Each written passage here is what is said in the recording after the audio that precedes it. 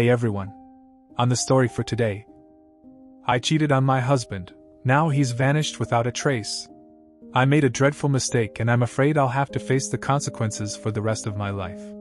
You can call me Cindy. I'm 23 years old and my boyfriend is Cameron, 25 years old. Both of us hail from a small town in Oklahoma. Given that he was a couple of years older than me, we were acquainted but hadn't really connected on a personal level. Our opportunity to get better acquainted came just over 3 years ago at the grocery store where I was employed as a cashier. Whenever Cameron returned from college during weekends or breaks, he would frequently visit our store to grab pre-made meals and a kombucha tea for lunch. I typically worked the express checkout, and if he happened to be there when I was on duty, he'd opt for my register. He always conducted himself with politeness and kindness, and I found him incredibly endearing. The sound of his voice had a way of melting my heart and sending shivers down my spine. I attempted to drop numerous subtle hints to express my interest, but he didn't seem to pick up on them. Then one day, when he was checking out and my line was moving slowly, I decided to strike up a conversation by asking him about his major. I continued asking questions as a way to demonstrate my interest, and after roughly 10 minutes, he finally caught on. Just as a couple of shoppers with baskets started heading towards my register, Cameron remarked, "Looks like you're getting busy here. Let me give you my number." And he jotted it down on the receipt I handed him. He departed and suggested that I should call him whenever I had some free time. This occurred on a Saturday and my work shift ended at 3 p.m. The moment I finished work and reached my car, I dialed his number, and we conversed for a solid 2 hours. He extended an invitation for dinner that same night, and I enthusiastically agreed. Our connection was immediate, and we became intimate during our second date, which took place the following day just before he returned to school. It might sound crazy, but that weekend I fell head over heels in love with him. We continued to see each other every weekend, with either Cameron driving home or me making the journey to his college to spend time together. Things were going wonderfully. Upon graduating, Cameron secured a good job in the city, purchased a new Wrangler, and acquired a nice apartment close to his workplace. A few months later, he proposed that I move in with him, and I eagerly agreed. Although my parents weren't entirely on board with us cohabitating before marriage, they supported our relationship because they liked both of us. Cameron clarified to me and our parents that this was a trial run to assess our compatibility for marriage. I was overjoyed. Our relationship was flourishing, and we thoroughly enjoyed our lives in the bustling city after growing up in a small rural town. There was an abundance of activities to partake in and a wealth of intelligent, fascinating people to meet. We felt like we belonged. I found a job at a locally owned coffee shop just a few blocks from our apartment, and I absolutely relished my work there. The owners were incredibly friendly and our customers proved to be quite fascinating. I had the pleasure of meeting many wonderful people and I still maintained contact with most of my regular customers through social media. Cameron and I had been cohabitating for nearly 9 months while he had resided in the apartment for over 10 months. Consequently, we began exploring other apartments in the area. Even though we loved our current place, we were simply curious to see what other options were available. We visited more than a dozen apartments, and it was enjoyable to observe the various apartment designs and layouts. Should we decide to move, Cameron would need to provide written notice to our landlord 30 days before his lease expired to avoid automatic renewal. A month later, I had joined a local yoga class within walking distance of our apartment, but in the opposite direction from my coffee shop. One of the regulars at the yoga studio happened to frequent our coffee shop as well. Let's call him Ed for privacy reasons. Ed was an attractive older gentleman with a well-built physique, and I estimated his age to be in his late 40s, around the same age as my parents. Ed had always been exceptionally friendly to all of us at the coffee shop, engaging in extensive conversations with everyone, not just me. He would spend a couple of hours daily working on his laptop at our shop. Ed had mentioned that he was an entrepreneur, and I assumed he must have been successful since he drove a new Bronco and dressed in stylish clothes with matching shoes and jewelry. To get to the point, one day I struck up a conversation with Ed and inquired about yoga, as I was intrigued by his evident passion for it. I asked if he would recommend the yoga studio he frequented. He recommended that I give yoga a try, mentioning that I would likely enjoy it. I decided to visit the yoga studio myself, and after touring the facility, I found it appealing. Moreover, it was conveniently located within walking distance of our apartment, while Cameron was a member of a large gym located just across the street from his office. It was more than 20 minutes away, and the commute could stretch to 35 minutes or more with traffic. I didn't want to drive my old, beat-up Saturn such a long distance. I began attending yoga classes and quickly developed a strong fondness for it. Typically, I would head to the studio immediately after my work shift ended at 2 p.m. This schedule worked out perfectly as I followed a routine of working from 6 a.m. to 2 p.m., attending the yoga studio until 3:30 p.m., and then returning home to prepare dinner for Cameron. During one of my shifts at the coffee shop, Ed inquired about my experience at the studio. I expressed my enthusiasm for it and thanked him for the recommendation. He asked about the time I went, and I informed him that I attended right after work at 2 p.m. Ed mentioned that he might start attending classes around that time as well, explaining that he planned to incorporate hot yoga into his routine a few days a week, with those classes starting at 1:30 p.m. Additionally, he revealed that he spent 3 to 5 days a week at a local gym, engaging in weightlifting and boxing. A couple of days later, I encountered Ed at the yoga studio. We engaged in conversation, just as we had done at the coffee shop, and he eventually convinced me to try a hot yoga class. I gave it a shot and found that I loved it. As time passed, we began spending more and more time together at the studio, taking classes together. In hindsight, I can see how inappropriate this was, but at the time, such considerations never crossed my mind. This continued for several weeks, until one day I can't explain why or how Ed and I found ourselves back at Cameron's apartment on a Thursday afternoon where we did something truly regrettable, a mistake I deeply repent now. I felt an overwhelming sense of guilt for my actions, but I reluctantly agreed to meet Ed again at his place the following Monday, as I didn't want to show disrespect to Cameron by bringing Ed back to his home. Ed's apartment turned out to be in a rather sketchy neighborhood. It was quite sparsely furnished, featuring only a couple of old chairs, a television, a small dining table with 2 chairs, a modest double bed, and an aged dresser. It wasn't what I had expected, and I considered leaving. In retrospect, I wish I had, but I didn't want to come across as impolite. It became evident that Ed was not the prosperous entrepreneur I had assumed him to be, as he seemed to have invested most of his money in his car, clothing and jewelry rather than his living space. Following that encounter, I informed Ed that we needed to terminate our relationship because I loved my boyfriend and didn't want to jeopardize what we had. Ed regarded me cynically and chuckled, suggesting, "You can't possibly love your boyfriend if you just did what you did, can you?" I replied. "I do love him more than anything," he retorted. "Well, you may love him, but your desire for me outweighs your feelings for him by far."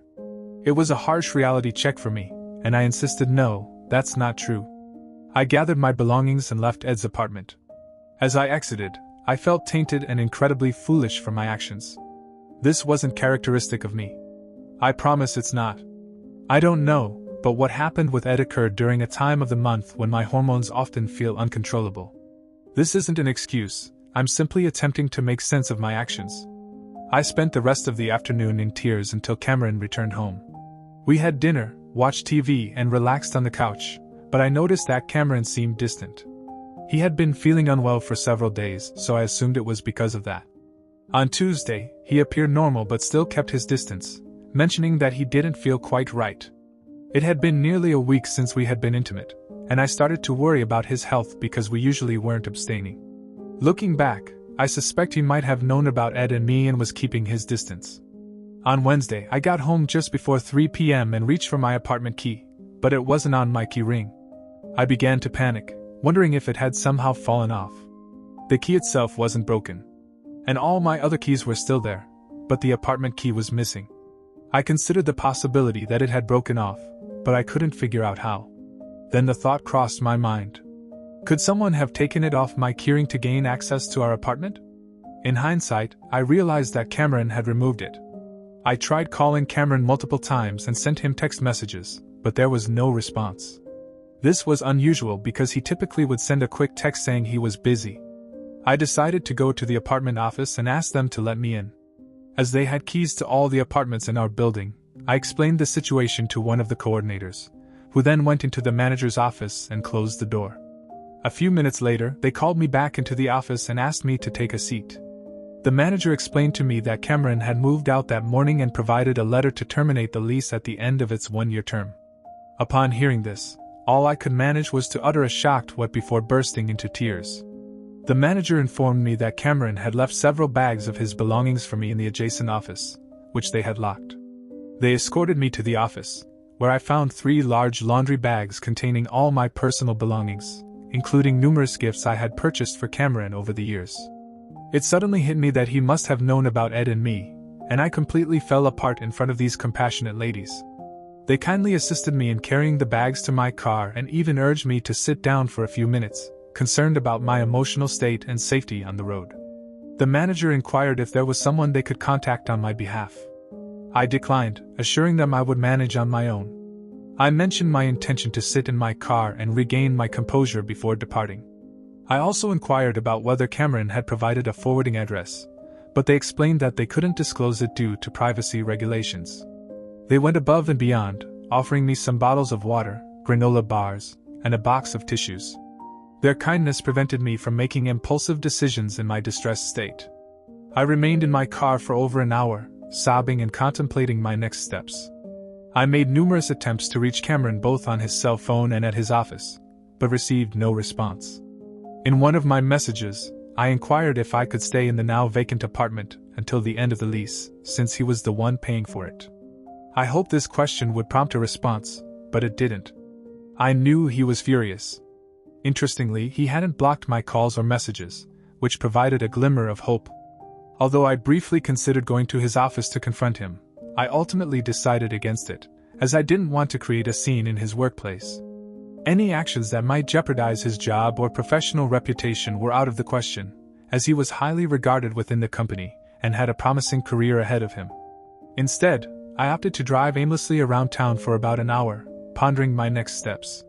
Eventually, I decided to check into a recently opened homestyle suites hotel near our apartment.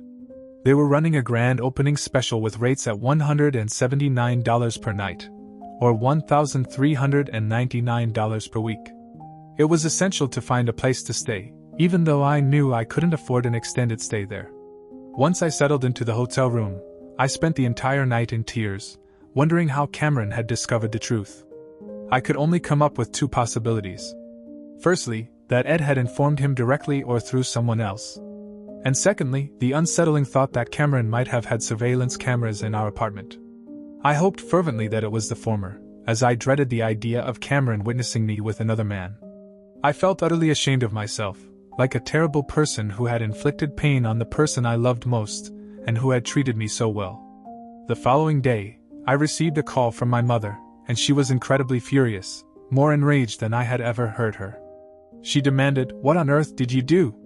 I feigned ignorance, but she revealed that she had just spoken with Cameron's mother, who informed her that Cameron had revealed we had broken up because I had been intimate with an older man. I reluctantly admitted to the truth, telling my mother that it was accurate and that I was sorry. My mom proceeded to unleash a torrent of yelling, screaming, and tears during our conversation, which lasted for over 45 minutes before she abruptly hung up on me. Afterward, my dad called and expressed his profound disappointment in me, which shattered my heart. I asked if I could move back home, and he agreed on the condition that I seek professional help, possibly a therapist. I accepted this condition, apologized once more, and inquired if he still loved me. He affirmed his love, but emphasized his overwhelming disappointment. I handed in my resignation at the coffee shop and returned home 11 days later. Throughout this period, I kept trying to reach out to Cameron, but he never replied. After doing some research online, I came across advice suggesting it's best to give a betrayed partner some space, which I tried to do even though it was tearing me apart inside. Upon my return home, it seemed like everyone in town was aware of our breakup and the reasons behind it. It felt like an absolute nightmare. I want to ask if there's any way to reconcile with Cameron.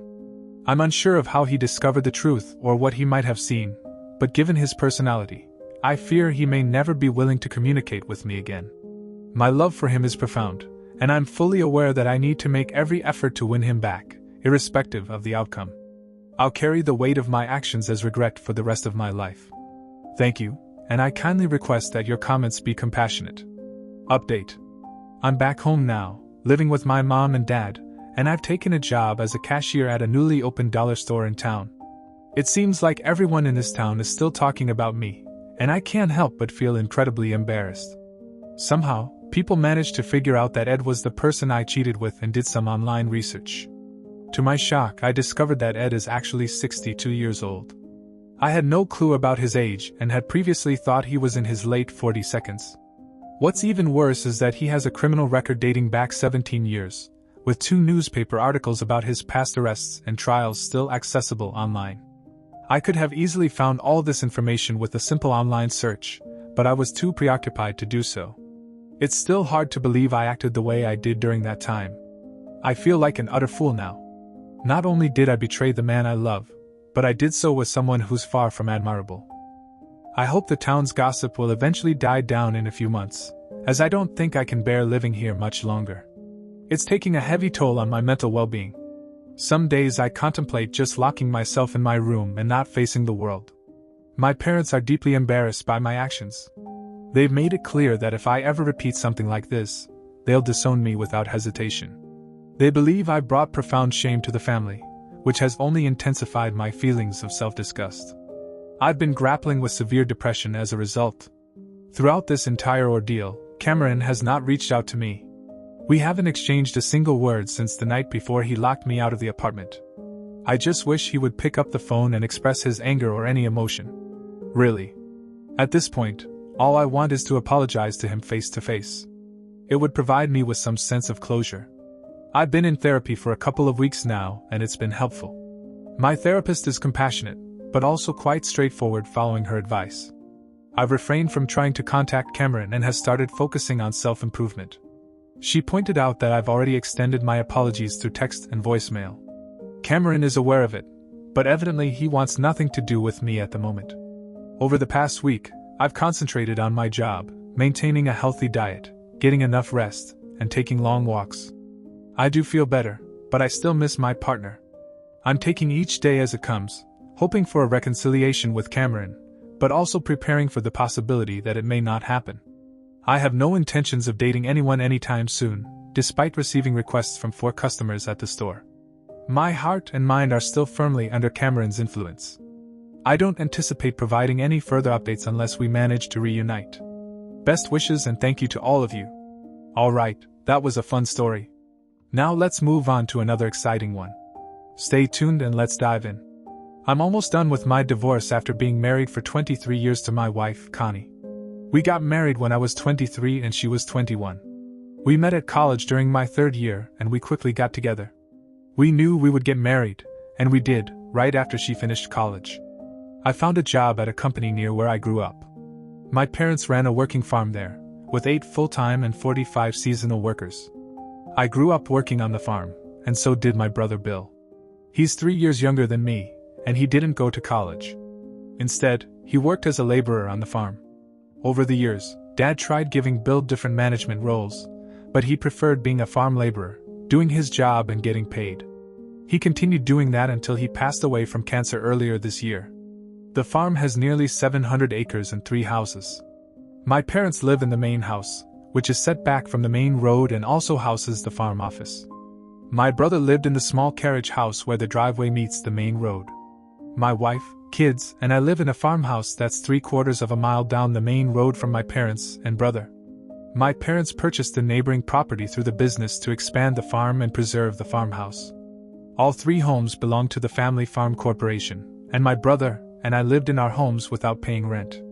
My parents are the only officers in the company, but they arranged it so that my brother and I would inherit the farm when they passed away, with Bill receiving 45% and me getting 55%. I was given the majority control because I helped them manage the farm alongside my regular job. I didn't receive payment for this work, but we lived without paying rent on the property. And of course, I would eventually inherit the majority ownership. It was an ideal family setting and we all loved it here. My oldest child is a 21-year-old girl, followed by a 20-year-old boy, a 17-year-old boy, and our youngest, a 15-year-old girl. Life was wonderful for all of us, and I had a very happy and loving marriage with Connie. Our children were amazing, my job was going smoothly and the farm was doing great. I've given you enough background to understand the situation. So now let me address the main issue, which is the reason for this message. Around 3 years ago, my brother got diagnosed with cancer. He wasn't good at taking care of himself and didn't seek treatment until his symptoms became unbearable. By the time they found the cancer, it had already spread to other parts of his body. He went through a tough time with chemotherapy and radiation treatments. It really took a toll on him, but he continued to work. Unfortunately, Bill passed away earlier this year, and it was a very emotional time for all of us, especially me. Bill looked up to me as his role model, and I helped him with several problems he faced throughout his life. Bill's routine was mainly going to work and then spending the rest of his time at bars and social clubs in town. He had a drinking problem that I helped him overcome 4 years before he passed away. He also had serious tax issues, which I helped him sort out. He was the type of person who struggled with life's basic tasks, and I was always there to support him. Because of this, we were very close. My wife and kids also cared for him, but they saw him as the eccentric Uncle Bill. He wasn't unintelligent or lazy. He simply lacked ambition or a desire to improve himself. Over the years, Bill had several girlfriends, but none of those relationships lasted. Most of them were women he met at the bars. He did date a nice girl once, and I thought it might lead to something more, but she eventually left him because of his drinking. My parents accepted Bill for who he was and didn't pressure him. They loved him unconditionally, just as they loved me. In his will, Bill named me as the executor of his estate and specified that I should receive 100% of all his assets. This included a life insurance policy, a small checking account, and his personal belongings, such as his motorcycle and truck. About 2 weeks after his funeral, I was at Bill's place, paying bills and going through the piles of paperwork he had on his kitchen table. I found a statement from an out-of-town bank. There the account had over $70,000 in it. I was really surprised by the amount, but what surprised me even more were the names on the statement. The account was in Bill's name, and my youngest son, who I'll call Joe, was listed as the payable on death beneficiary. This confused me. I wondered why my brother set up the account like this, and why he chose only Joe as the beneficiary. Bill wasn't any closer to Joe than my other kids.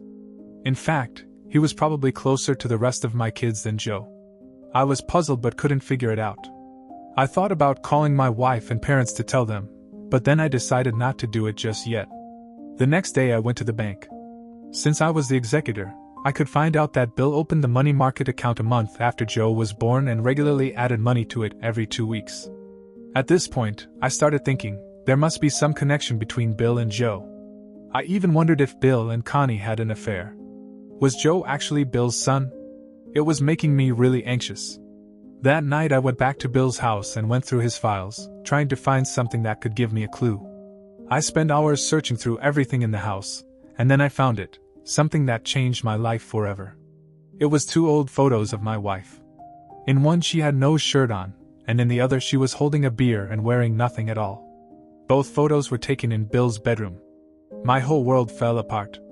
I stayed at Bill's house for several more hours that night, going back and forth between crying and feeling angry.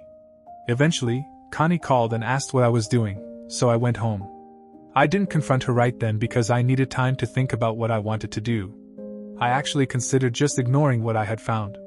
After all, the pictures were from years ago and my brother was no longer alive. But I quickly realized I could never live with myself if I ignored it. What I decided to do first was to tell my parents what I had discovered, and that's what I did. The following day, I took the afternoon off and met with them at the farm office. I showed them the bank account, and then showed them the pictures of my wife. My parents couldn't believe it. They were both upset and disgusted by what I had found. They understood the situation just as well as I did. They asked me what I was planning to do. I told them I intended to talk to Connie, and if it turned out to be true, I would file for a divorce. They understood, but my mom advised me to listen to her and think carefully before taking any action. That evening, after dinner, I took Connie with me to Bill's house. She thought we were going there to help clean and organize things. When we entered the house, I sat her down and said we need to talk. Then I got a packet containing the bank statement and pictures of her. I gave her the bank statement first. She looked at it and just said wow. She couldn't believe that Bill had saved so much money. I asked her if she noticed anything unusual on the statement, and she said no, just the amount. I then asked her to read the entire statement aloud, starting from the top. She read the bank's name and address and then read Bill's name, followed by payable on death to Joe, our last name. When she read this, she looked up at me with a shocked expression. I think she realized right then that she was caught. She said, "I wonder why Bill did this." I asked her if there was something she wanted to tell me and she said no, shaking her head. I asked her again if she was sure, and she confirmed that she was. I handed her the photos and she immediately froze. With tears in her eyes, she said, "Let me explain," and I encouraged her to do so. She excused herself to the bathroom and I heard her throwing up in there. She came out 15 minutes later and admitted to the affair she had with Bill 18 years ago. She called it stupid and selfish, claiming it only lasted for a couple of weeks. Connie said she realized her mistake quickly and ended it. She insisted that since then she had distanced herself from Bill and only interacted with him when other family members were around. I then asked her if Joe was Bill's son, and she said no, he was definitely mine. I asked her how she was so sure. She said she just knew he was, and even if he wasn't, she considered him mine because I raised him. I told her not to go there because this was about her relationship with Bill, not my relationship with Joe. She cried more and begged for my forgiveness, but I didn't show her any sympathy or comfort. Instead, I got up to leave and told her not to come home until she had settled down and cleaned herself up because I didn't want our kids to see her like that. I went home and she returned about an hour later. She kept asking me to talk, but I told her we would have time to do that later. We slept in the same bed that night, but I refused her attempts to snuggle with me and I turned away. She cried silently for most of the night without sleeping. The next day I took a day off from work and went to the main house to talk to Mom and Dad. I informed them about Connie's confession, and once again they couldn't believe it. I also made it clear that I intended to divorce Connie. My mom asked if that's what I truly wanted, and I replied that I didn't want this. But after what she had done, I couldn't trust her anymore and couldn't continue the marriage. After meeting with my parents, I returned home and told Connie about my decision to file for divorce. She completely broke down and begged me, saying that this all happened a long time ago and that she knew Joe was my son. I told her again that Joe wasn't the issue and my love for him wouldn't change no matter who his biological father was. I explained that this was about her and me, and she had betrayed me in a significant way. I emphasized that it didn't matter if it happened 18 years ago, or even 1800s years ago. In the afternoon, I met with the lawyer we used for the farm. He recommended a divorce attorney who was a friend of his, and I had an appointment with them later that day to start the divorce process. Since the farm and the 3 houses were part of the corporation, they weren't at risk in the divorce settlement. However, the attorney explained that our other assets would likely be divided evenly, even with the infidelity involved. He also mentioned that because my wife had never worked outside the home, I might have to pay spousal support for at least 5 years, possibly more. He said we would fight this in court, but based on his experience with similar cases, that was the expected outcome. I was prepared for this, and money wasn't my primary concern. I just wanted to end the marriage. When I got home, I told Connie about the attorney's advice and she became very upset. She cried and begged for a second chance, but I kept telling her no. Then I informed her that I would be talking to the kids that weekend. I mentioned that I would first talk to Joe and then meet with the rest of the kids together with Joe to tell them about the situation. She asked if she could be part of the meeting, but I told her no. She could meet with them after I had talked to them. Saturday morning arrived and I spoke to Joe about something important. We went to the creek on the farm where we have a pavilion and picnic benches. It was there that I delivered the news to him. He was understandably devastated and very concerned. He asked me if I would still love him if he wasn't my biological son. I reassured him that I absolutely would. I told him not to worry about that because whether he and his siblings were biologically mine or not, my love for them would stay the same. I explained that the issue was between his mother and me and that he and his siblings were not at fault. I also made it clear that I would be divorcing her, emphasizing that it was entirely due to the affair with Uncle Bill and had nothing to do with him. We sat there talking for a couple of hours. I informed him that the next step was to meet with his siblings whenever he felt ready. He asked for some time to prepare, and I told him to take all the time he needed to feel comfortable. We went back to the house and acted like everything was normal, but my wife was acting differently and my kids noticed it right away.